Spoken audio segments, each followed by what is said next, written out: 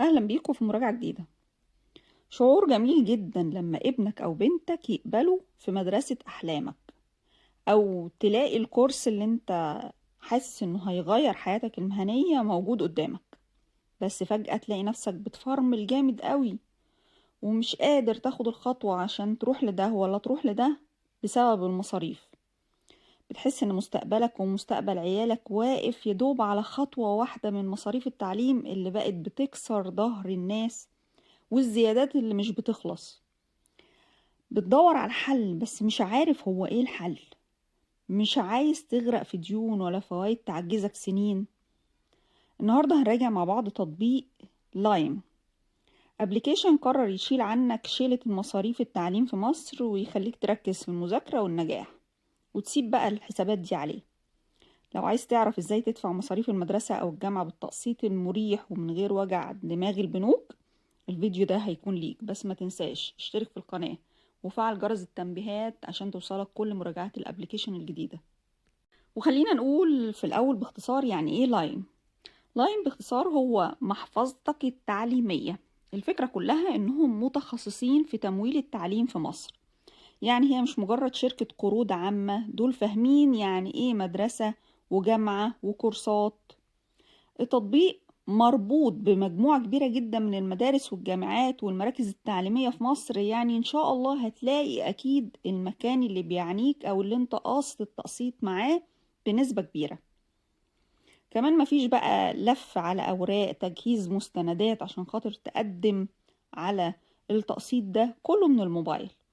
بترفع بياناتك على التطبيق، صورة بطاقتك، على طول بيجيلك الرد بموقفك في أسرع وقت. خطط التقسيط عندهم كتيرة ويقدروا ينظموا لك خطة تناسبك، بتوصل ل 12 شهر يعني سنة دراسية كاملة.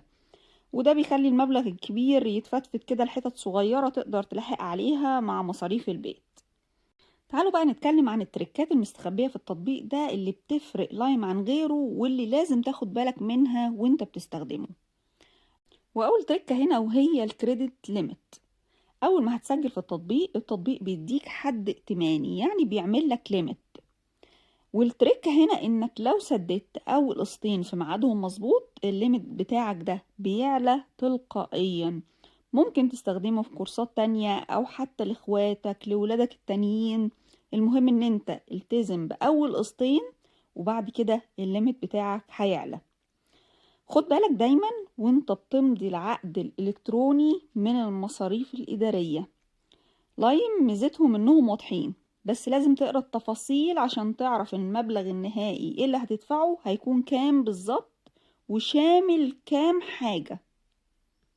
خد بالك كمان ان التطبيق مش بيديك الفلوس في ايدك تروح تدفعها، هو عشان يضمن انها رايحة للتعليم هو بيدفع للمدرسة مباشرة وانت بتدفع له هو القسط. ودي ميزة متوفرة للأمان ليك وليهم هما كمان ركز بقى في التركة دي وهي تركة عروض موسمية.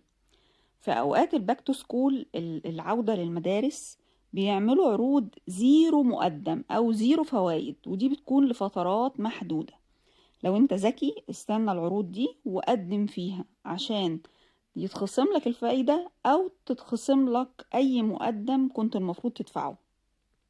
وفي النهاية عشان مراجعتنا تبقى صادقة لازم أقول لكم إن التطبيق ده تقييمه 3.3 على الستور، وده رقم بيقول إن فيه ناس واجهت مشاكل تقنية في الأول، بس التحديثات الأخيرة حسنت الموضوع كتير. فنصيحتي ليك لما تيجي ترفع ورقك صوره في إضاءة كويسة جدا عشان السيستم يقبله من أول مرة وما يترفضش وترجع تعيد من الأول تاني، لأن هي دي المشكلة اللي بتواجه أغلب الناس هو وقت التقديم. لو انت اب وشايل هم المصاريف او طالب عايز ياخد كورسات برمجة او لغات بس غالية ومحتاج تقسطه، التطبيق ده هيكون حل ذكي جدا بالنسبة لك، وهو حاليا موجود في السوق المصري لانه متخصص تعليم وبس. وفي النهاية عايزة اقول لكم يا جماعة ان التعليم استثمار الوحيد اللي ما بيخسرش. ما تخليش القرش يقف عائق بينك وبين حلمك او حلم عيالك. نزل الابليكيشن وشوف المدارس المتاحة فيه وخد خطوة للمستقبل، ولو جربت لايم اكتب لي تجربتك في التعليقات، ولو مجربه من قبل كده اكتب لنا كلنا تجربتك، واكتب لنا لو كانت ايجابية او سلبية، وايه السلبيات اللي قابلتك لو هي سلبية. وما تنساش اللايك والشير عشان الكل يستفيد، واستنوني في فيديو جديد.